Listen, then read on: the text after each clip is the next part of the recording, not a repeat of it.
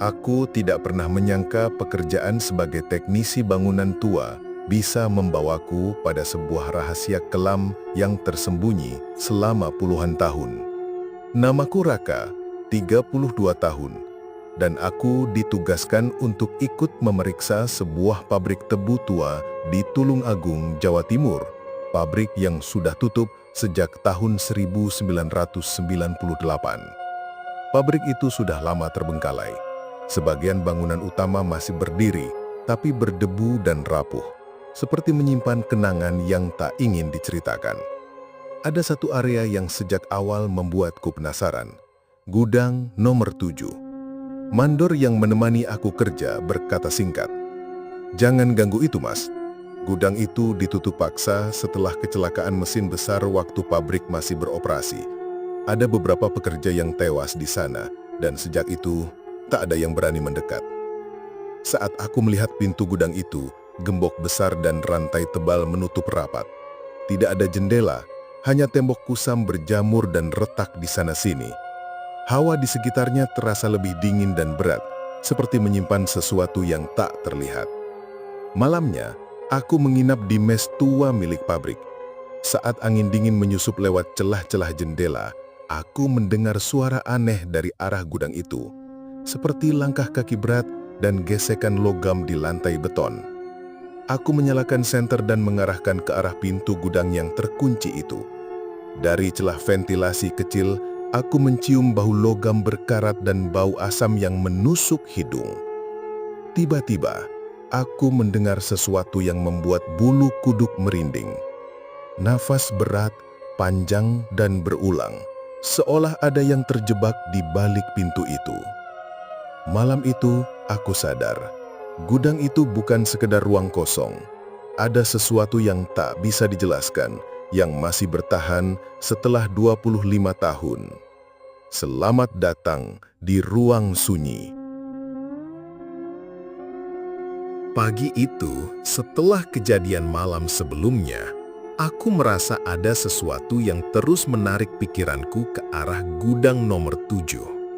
Bukan hanya karena bau aneh atau suara napas yang kudengar, tapi karena desas-desus yang mulai kudengar dari para pekerja lama dan penduduk sekitar.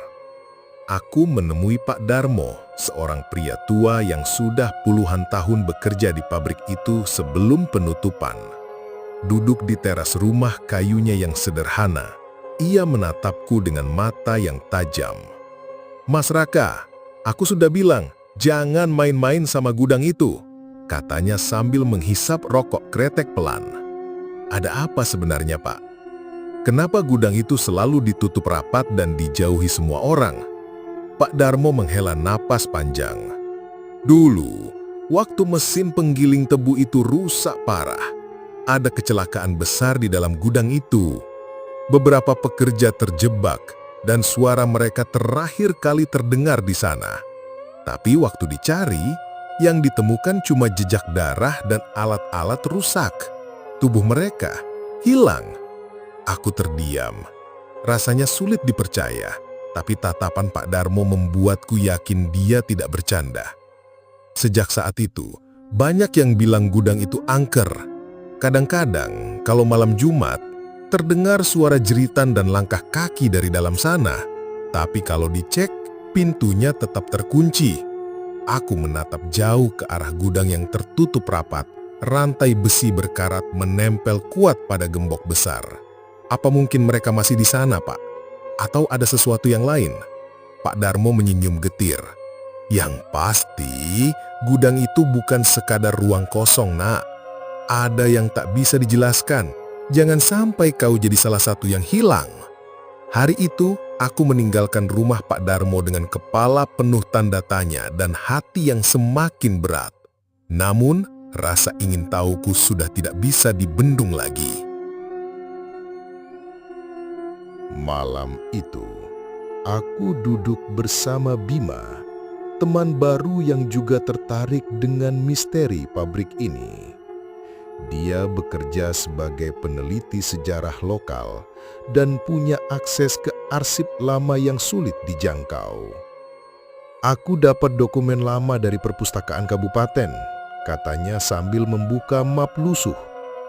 Di situ tercatat kecelakaan mesin penggiling tebu tahun 1998, tepat di area gudang nomor 7. Aku menatap foto hitam putih yang terlihat seperti potongan koran usang. Foto itu menunjukkan mesin besar yang tampak rusak parah dengan beberapa pekerja yang panik di sekitarnya. Menurut laporan itu, ada insiden fatal.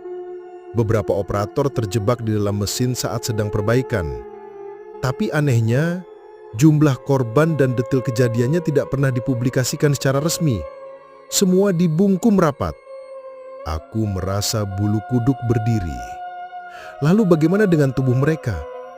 Bima menunduk, wajahnya berubah serius. Ini yang membuat semua jadi misteri. Tubuh korban tidak pernah ditemukan. Ada rumor mereka terperangkap atau bahkan terseret ke ruang bawah tanah di bawah gudang yang tidak pernah dipetakan. Kami berdua saling pandang. Suara angin malam menerpa jendela. Dan suara napas yang kita dengar mungkin bukan suara hidup, tapi gema dari tragedi yang tak selesai. Gumam Bima pelan. Aku mencoba menenangkan diri, tapi dalam hati, aku tahu bahwa malam Jumat berikutnya, aku harus kembali ke gudang itu dan mencari tahu sendiri apa yang tersembunyi di balik pintu yang terkunci itu. Setelah malam itu, aku dan Bima semakin sering bertukar informasi. Kami berusaha menghubungkan titik-titik misteri yang bertebaran sejak kecelakaan mesin 25 tahun lalu. Namun, semakin dalam kami menggali, semakin banyak pula pintu yang tertutup rapat. Aku mencoba mengunjungi beberapa mantan pekerja pabrik, tapi banyak yang enggan membicarakan gudang 7. Bahkan ada yang menolak bertemu. Mereka bilang sesuatu di sana bukan hanya tentang mesin atau kecelakaan biasa, tapi sesuatu yang tidak manusiawi.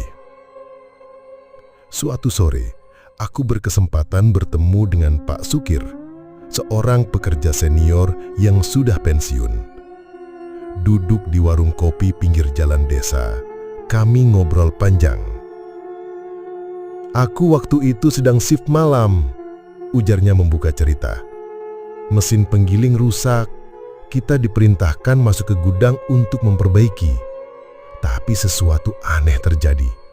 Mesin itu seperti hidup sendiri. Suara berdengung makin keras, bahkan saat kabel sudah dicabut. Aku menelan ludah. Kalian sempat keluar, Pak? Coba bayangkan, di tengah gelap, suara mesin berisik itu tiba-tiba hilang. Tapi, aku lihat bayangan bergerak cepat. Entah apa. Aku dan teman-teman yang lain lari keluar, tapi 2 orang gak pernah ketemu lagi. Aku penasaran, apa mereka yang hilang itu? Katanya mereka terjebak di ruang bawah gudang, tapi itu cuma cerita. Yang jelas, setelah kejadian itu, pabrik langsung tutup. Suasana semakin berat ketika Pak Sukir menatap lurus ke mataku dan berkata pelan, "Gudang itu menyimpan sesuatu yang gak bisa dijelaskan. Banyak orang merasa diawasi saat mendekat. Ada yang bilang suara-suara mereka masih bergema di sana." Aku mengangguk pelan. Rasa dingin menyusup ke tulang belakangku. Malam harinya, aku tak bisa tidur. Bayangan gudang dengan rantai berkarat itu terus membayangiku. Aku teringat suara napas berat yang kudengar di malam pertama.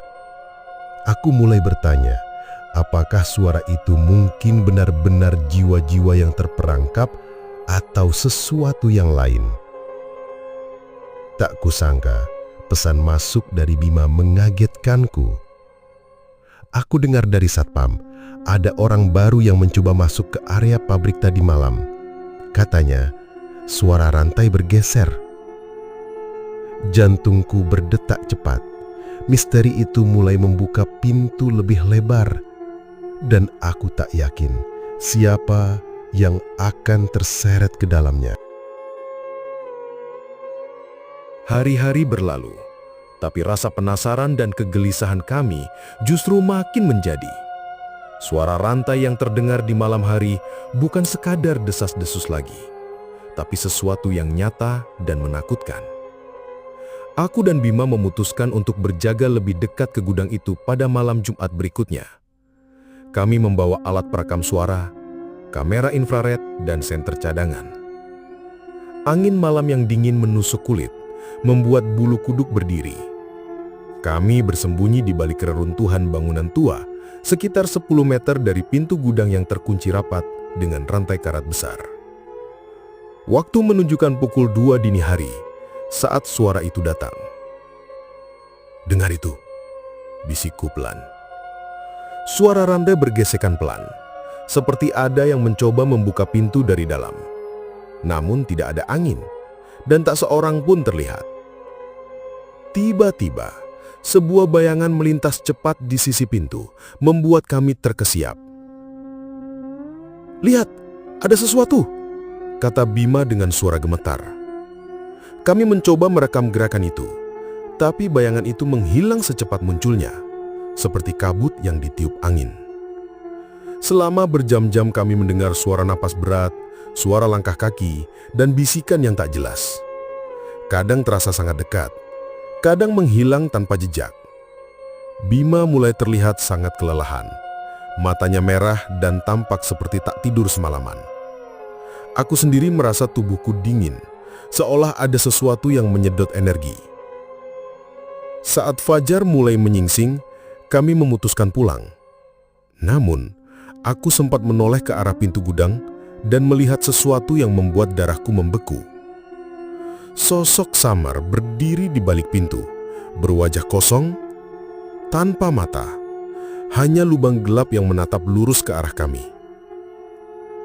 Aku tidak bisa berkata apa-apa, hanya bisa merasakan ketakutan yang dalam menguasai seluruh tubuh. Kami berlari tanpa menoleh lagi, membawa bukti-bukti rekaman yang kami kumpulkan. Namun, aku tahu, cerita ini belum berakhir, malah baru dimulai. Malam itu, aku dan Bima kembali ke gudang untuk terakhir kalinya. Ada sesuatu yang harus kami ketahui, meski resiko menanti tak terbayangkan.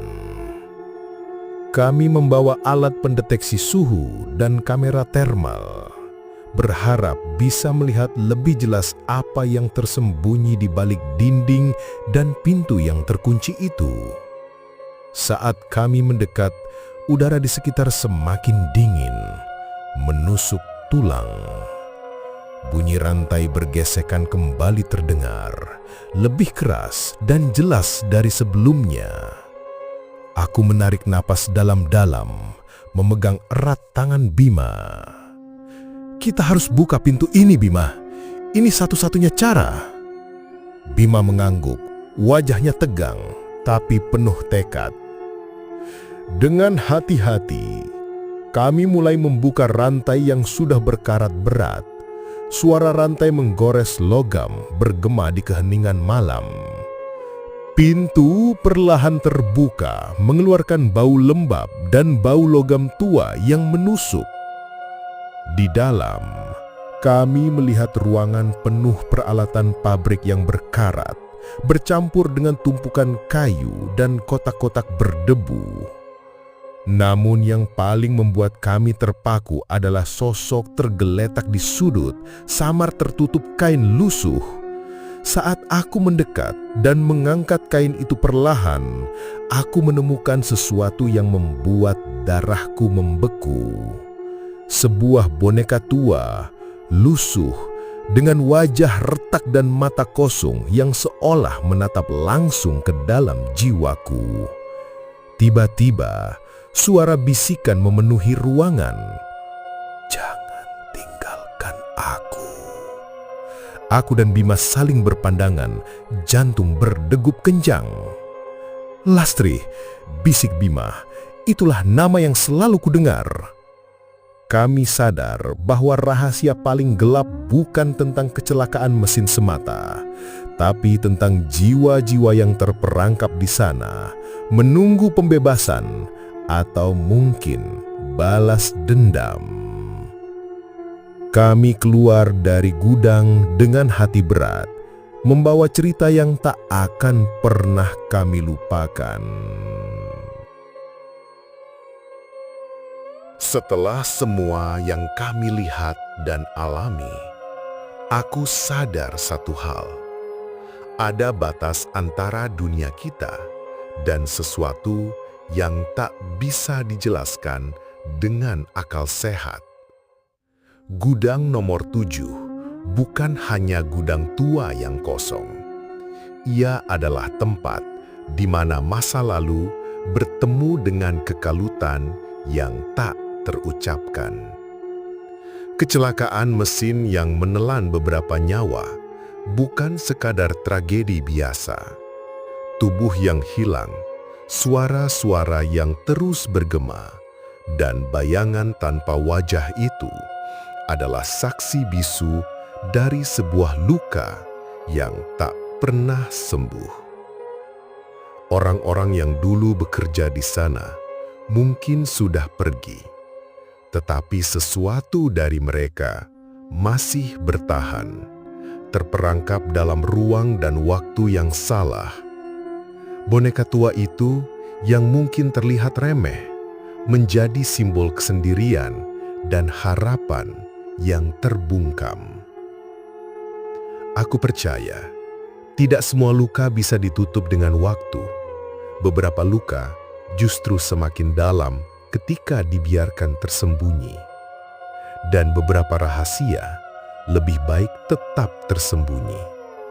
Namun seperti kita yang mendengar bisikan itu malam ini, mereka juga menunggu agar dunia mendengarkan.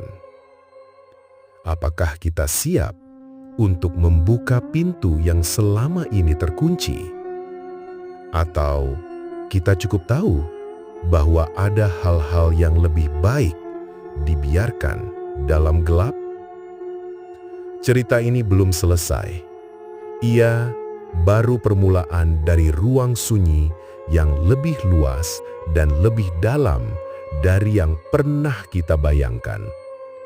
Nantikan kisah mencekam berikutnya hanya di Ruang Sunyi.